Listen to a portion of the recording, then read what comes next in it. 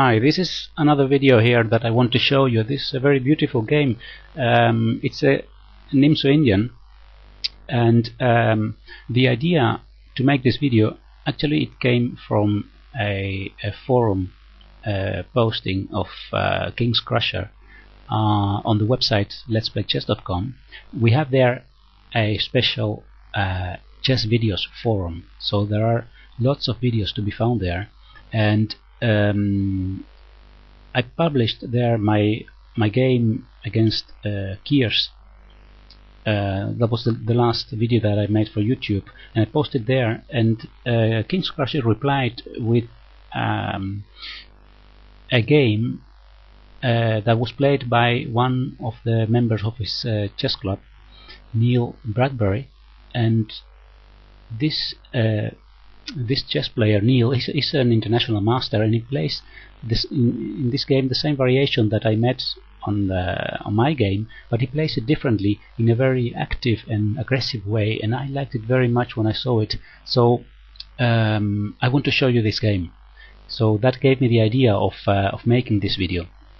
So we see d4, knight f6, c4, e6, knight to c3, bishop b4, normal Nimso Indian, and then f3, just like you saw in my game against Kiers. Black plays c5 immediately now, so this is a difference. I played d5, but black has another idea here, and the interesting thing that is that after a few moves, e4, castles, knight g2, e2, black plays his knight to h5, preparing f5. So this is the plan of black, this move f5, to attack the e4 pawn and have an open f-file to try some activity on the king side. Now to this, white replied with h4. Another option is g4, but then the h4 square is available for the queen. So then the king must flee to d2 and loses the possibility of castling. So probably that was the reason why in this position white decided to play h4, controlling the h4 square, the g5 square, and also thinking of probably trying a kingside attack with g4, advancing these pawns and making use of the fact that the knight on h5 will be attacked by g4, so winning a tempo in that.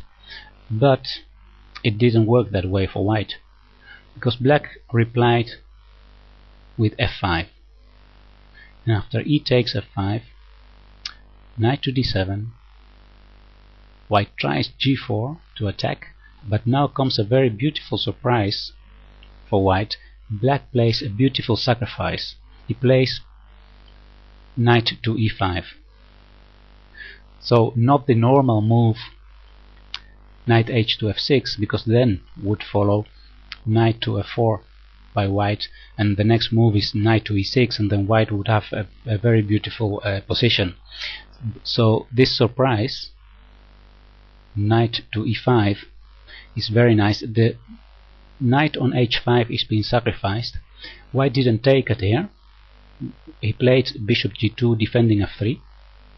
But let's have a quick look at the possibilities of black after taking on h5. So let's say g takes h5, then the f3 pawn can be taken with check. The king must go to f2, there is no other option, and black can then play bishop takes f5, threatening the king cannot take on f3, because then bishop c2 check, the rook gives check, and the queen is attacked.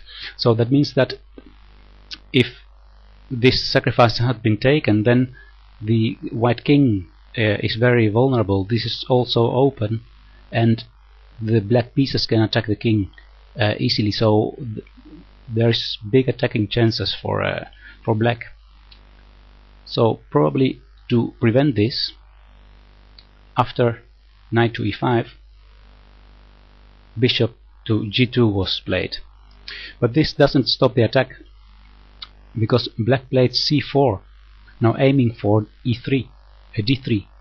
Knight d3 is the idea, and there is no way to prevent this move. Knight e3. White took now on h5, knight d3 check. King goes to f1. Now if the king would go to d2, then follows knight to f2 with attack on the queen and the rook. So white played the king to f1. Then queen b6, threatening mating 1 on f2. Now to prevent this, white plays the knight to e4. But black takes now on f5, threatening to take the defending knight on e4. White finds a temporary solution with a knight 2 to g3. So then after taking on e4, he retakes with the knight. But then the next attacking piece is involved, rook a to e1 to e8, I'm sorry, threatening to take the knight again. Now white plays queen to c2, defending the square f2, and of course white takes then on e4. White cannot retake, so black, after taking on e4, is the rook is threatening to give checkmate on e1 now. To prevent that, white plays bishop to g5, and then black simply played h6. There is no good square to go for the bishop, so white played a3, and black took the bishop on h5. And now white played h takes g5.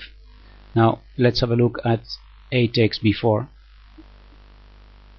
What then happens is that black plays queen e3, threatening queen e1 check, and after rook takes e1, then rook takes e1 checkmate. And after the move that was played in the game, so a3, h takes g5, h takes g5, the same thing happened. Queen goes to e3, and then you see all these black pieces involved in the attack to this white king. And in this position, a white resigned. There is no way of saving the game. So this is a beautiful, beautiful game. Many thanks to King's Crusher for showing me this game on the forum, and of course many thanks also to Neil Bradbury for playing this game and showing these possibilities. Well, Neil, if you watch this video, I don't know if you are a YouTube member or if you are a member of Let's Play Chess.com, but if you look at this video, I would like very much to have to read a few words from you. So if you would like to reply to this, I would appreciate it very much. But anyway, many thanks for this beautiful game, and I hope you all enjoyed the video. Thanks, bye bye.